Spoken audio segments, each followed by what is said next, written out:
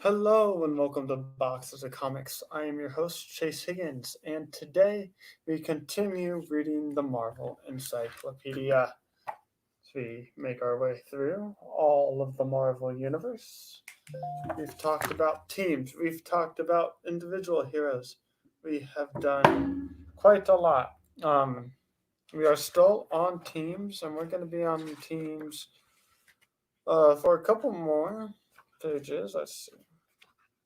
Still going. We are on page 134, and teams go until 153. So we have about 9 more pages left to go. With that being said, like I said, this is Boxes of Comics. If you are new to this channel or if this is your first time watching, go ahead and hit that subscribe button down below. Leave a thumbs up, double thumbs up. And we, as a channel, usually post out every other week. Um, but we aim to go live about every Tuesday. Sometimes it works, sometimes it doesn't. But that's our goal. We finished filming our review for Star Wars Episode 3 because we are right now going through all the Star Wars movies and talking about what we like and what we dislike. We also have a Web of Spider-Man video that will be up after we put up the Star Wars video. So we'll put up Star Wars Episode 3, and then we will film Web of Spider-Man. And speaking of Web of Spider-Man, that is one of the collections that I am trying to complete. And I only have 2 more issues left. I have issues number 70 and 118. And then after that, I will have the complete series of Web of Spider-Man. So that's pretty cool. But tonight we continue reading about the teams of the Marvel Universe. And tonight we talk about the Inhumans. So without further ado, we will begin. So for the Inhumans, I will show you this book. We got quite a bit. Pretty cool. So it says, Home Sweet Home. The Inhumans' home is the city of Attilan. It's been located in the Himalayas, the blue area of the moon, and even levitating above New York's Hudson River, but it is always home. So that's pretty cool. So their home kind of moves around, jumps around. After that, it says, handle with care. Powerful or Terrigen crystals create powerful mists that unlock Inhumans' powers. The mists transform those with Inhuman genes, but can kill humans. So that's pretty cool. So it's kind of like an Infinity Stone, is what it sounds like.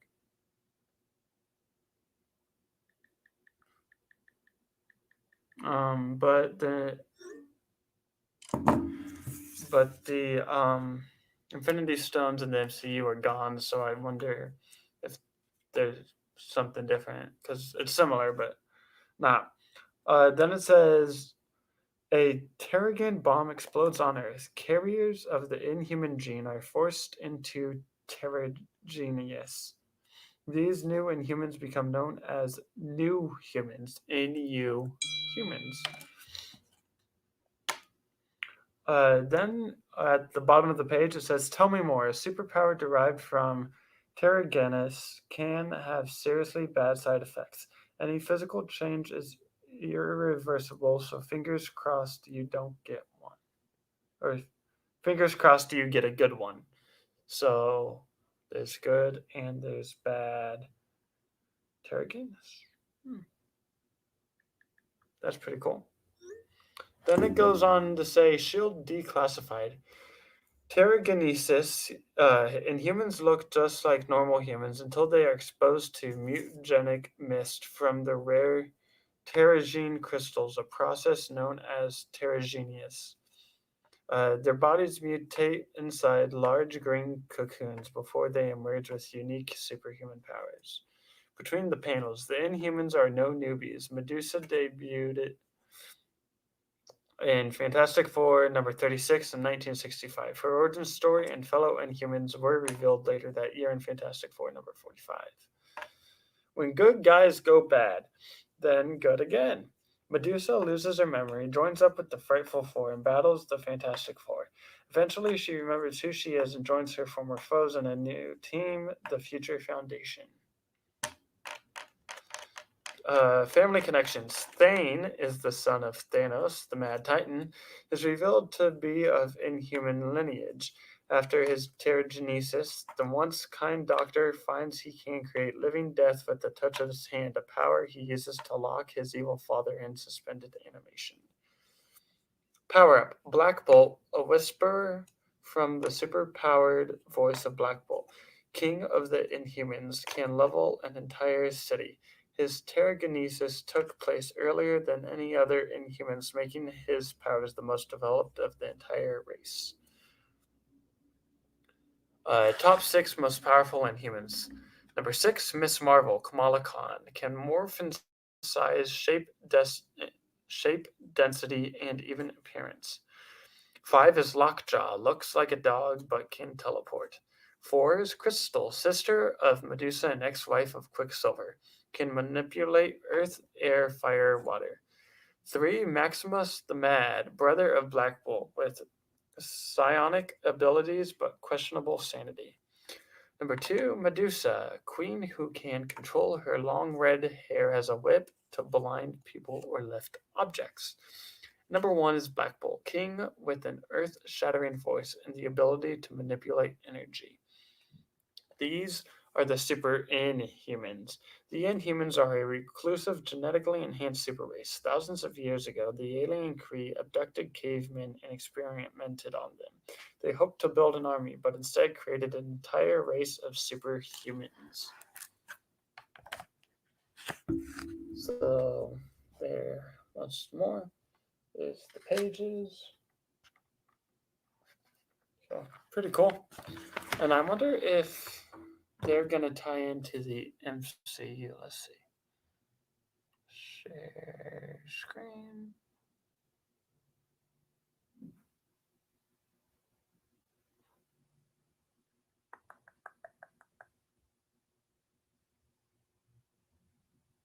Chrome tab. Oh, one moment. And humans.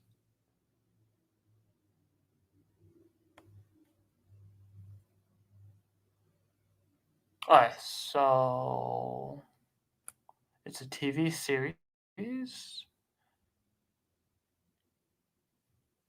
Inhumans MCU.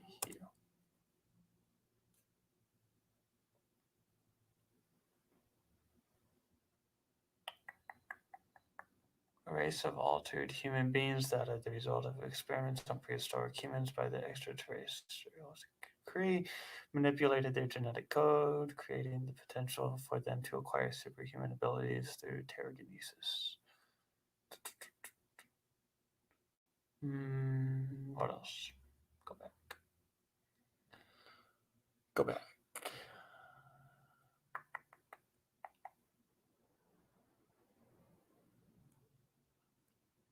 Here we go. Inhumans reportedly being rebooted as part of MCU's Fantastic Four franchise. So there we go.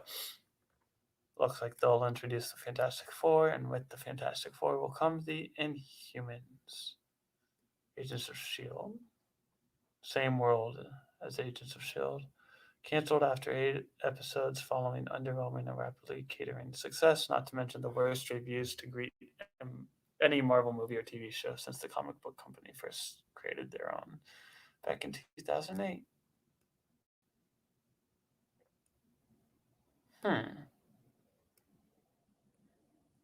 Pretty interesting.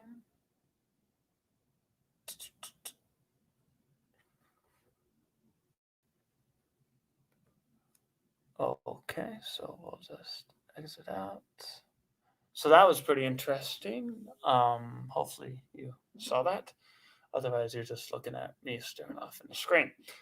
So that is all we have for the Inhumans. We are now moving on to Troubleshooters. This looks like the Guardians of the Galaxy. Here we go. Oh, we have Troubleshooters, but these are the Guardians of the Galaxy. And the Guardians of the Galaxy, they have 2 movies in the MCU, and they are soon to have 3 plus a holiday special. So that's pretty interesting. So it says when Arthur Douglas's wife is killed by Thanos, he is genetically engineered to become Drax the Destroyer, the ultimate warrior with one aim to destroy the man Titan. That's a bit different than Marvel and the MCU. Instead of Arthur Douglas, it's Drax the Destroyer, and he's just Drax from a planet. How did the Guardians of the Galaxy begin? When the Kree homeworld is attacked by alien Phalanx, the Kree send a team of expendable troopers to fight back. Star-Lord leads a bizarre group of convicts who save the day. They then decide to stick together as the cosmic hero team, the Guardians of the Galaxy. When good guys go bad, hard choices. Magician Adam Warlock is a friend of the Guardians, but while attempting to heal a gap in space-time, his body is taken over by his evil side, the Magus. Magus uses an illusion to make several of the Guardians seem dead, so an angry Star-Lord takes down his old friend.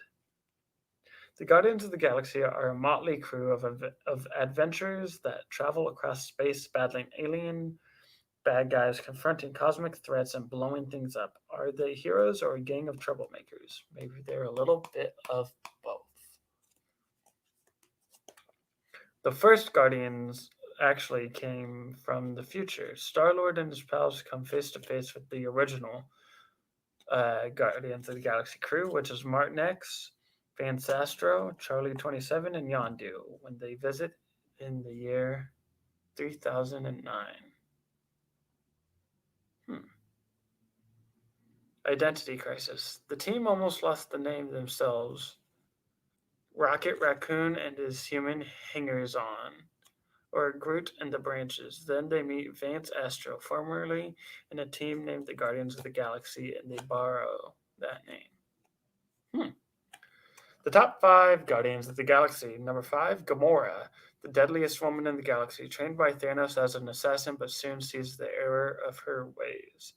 4 is Groot, a tree-like alien from Planet X and Rocket's best buddy. 3, Drax the Destroyer, a super warrior created to take down Thanos. 2 is Rocket Raccoon, a genetically engineered raccoon with plenty of weapons and even more attitude.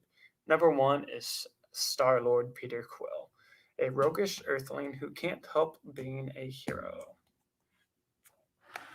Back from the dead, Thanos plans to destroy the universe, and when Gamora tries to stop him, he kills her. That doesn't make sense. Thanos plans to destroy the universe, and when Gamora tries to stop him, he kills her. Adam Warlock uses the Time Gem to protect her spirit into a new body. Double Trouble. Rocket and Groot. Alien TV executive Mojo kidnaps Rocket and Groot and pits them against bizarre enemies as part of a new reality TV show on Mojo World.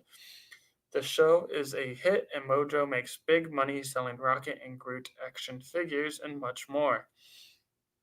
Then we have daddy issues.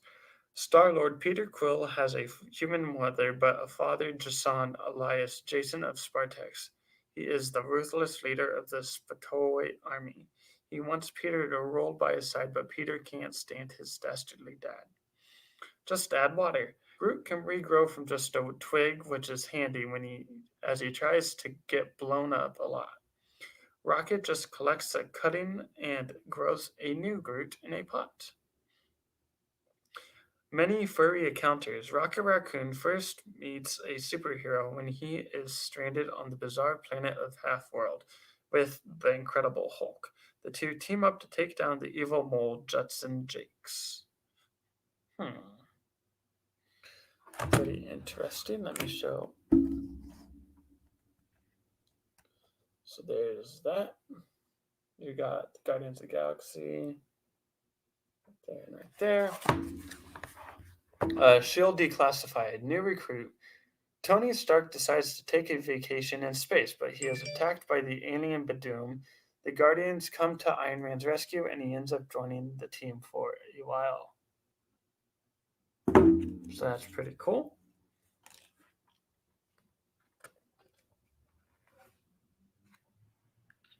Then we have the Defenders. Here is the Defenders. Pretty cool. Really, a transporter glitch sends the Defenders to a universe called Here, where cute, fuzzy animals talk and rhyme. To get back home, Namor straps on ruby red slippers, and they all hold hands and say, "There's no place like the place I came from before I came here." Kind of a weird catchphrase. You have Iron Fist, Red She-Hulk, Doctor Strange, Luke Cage, and Namor. Those look like they are the Defenders. Fast facts. The founding members. Here we go. Doctor Strange, Hulk, Namor, and Silver Surfer. Key members include Luke Cage, Iron Fist, Red She-Hulk, Ant-Man, Scott Lang, Black Cat, Valkyrie, Nighthawk, and Moondragon. Their foes: Eggheads, Emissaries of Evil, Satan Yondereth, Headman Null, Nebulon, and the Wrecking Crew. The total number of past and present Defenders is 77. So it's a lot like the Avengers. So everybody just rotates in and out, not quite like the Guardians of the Galaxy. In an alternate universe on Earth 1610, the Defenders aren't that nice. The team has no superpowers and are far more interested in fame than being heroes. Desperate for power, they even team up with Loki. Quite interesting. In a run of the Defenders, Satan pulls the Defenders into hell, where he forces them to face a series of dire challenges. If they fail, he will take over the Earth for 1,000 years. So that's pretty bleak, but okay. The top 4 Defenders lineup. You have the Fearless Defenders, an all-female team led by Misty Knight, Valkyrie, and Dr. Annabelle Riggs to face off against the villainous Caroline Le Fay. Then you have the Last Defenders: Nighthawk, She-Hulk, Colossus, and Blazing Skull protect New Jersey as part of a 50-state initiative. The Secret Defenders. To battle magical foes, Doctor Strange recruits the Hulk, Ghost Rider, and the Silver Surfer. Then the New Defenders, assembled by Beast, includes Angel, Valkyrie, Gargoyle, Iceman, and Moondragon. The Defenders are formed when Doctor Strange enlists Namor, the Submariner, the Hulk, and the Silver Surfer to stop the evil Yonderoth and his Omegatron from detonating every nuclear weapon on Earth. The Defenders are there when you need them, especially if you're facing a magical threat. Often led by Doctor Strange, this team of superheroes bands together out of necessity when defense is the best form of attack. Once again, here are the Defenders. Pretty cool.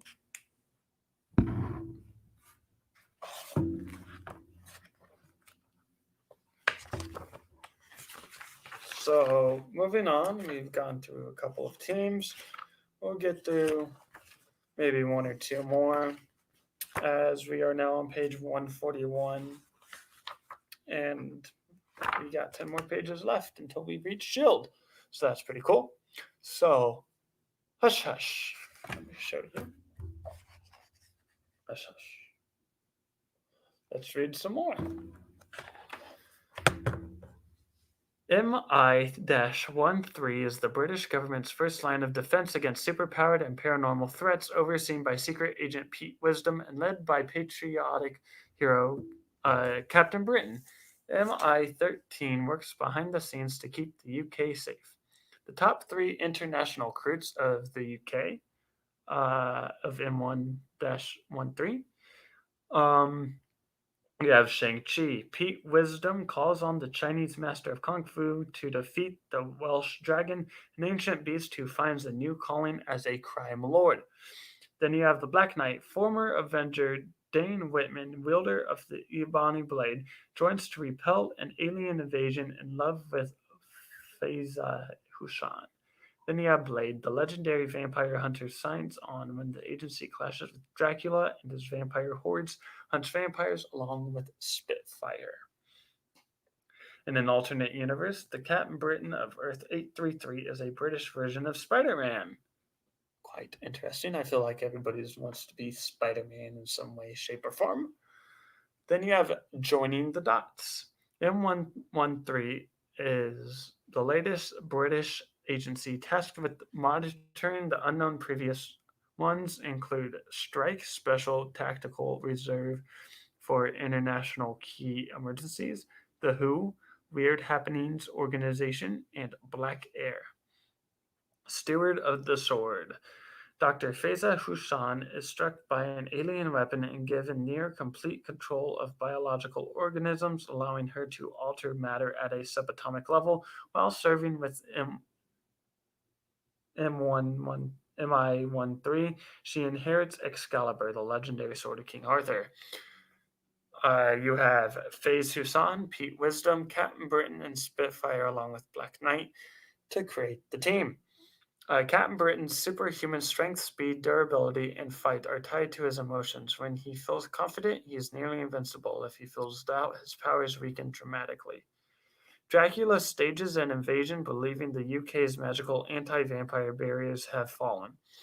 MI-13 has tricked the vampire lord, and most of his forces are wiped out when they enter British airspace. Who is Captain Britain? Brian Braddock is Earth's representative of the Captain Britain Corps, an interdimensional league of heroes granted powers by the magician Merlin. He is married to mutant empath Megan, a Romany with shape-shifting powers. 770 is the speed that Captain Britain can fly in miles per hour, which is faster than the speed of sound. Compulsory help by order of the British Prime Minister. Any superhero operating in the UK may be called on to assist MI-13 whether they want it or not. Some fast facts. Other names are EIS, Extraordinary Intelligence Service, or the Department. Leaders are Pete Wisdom and Captain Britain. Top agents, Alistair Stewart, Scientific Advisor, Spitfire, Union Jack, Excalibur, and Lionheart. Bases are Whitehall, the Shard in London, UK. Allies are Megan, the Avengers, and X-Men. Foes are Dracula, Miss Tech, Oberyn of Otherworlds, Killpower, and Plocto. Upgraded. Lady Jacqueline Falsworth Crichton, Elias Spitfire, is the daughter of the hero Union Jack. She was bitten by Baron Blood during World War II and turned into a vampire, but a good one. As well as vampire powers, she has superhuman speed. The top 5 strangest M113 agents. Motormouth.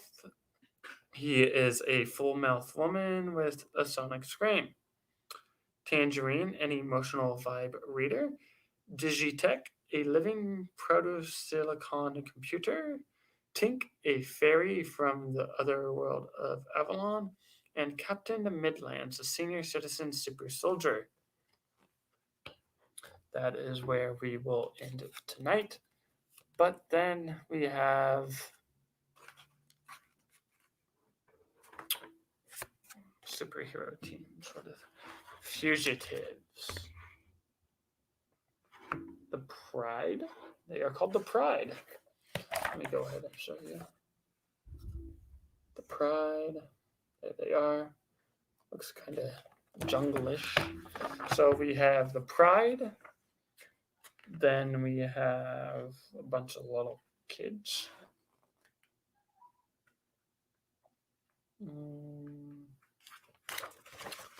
And then after that, we have Alpha Flight, Canadian champions.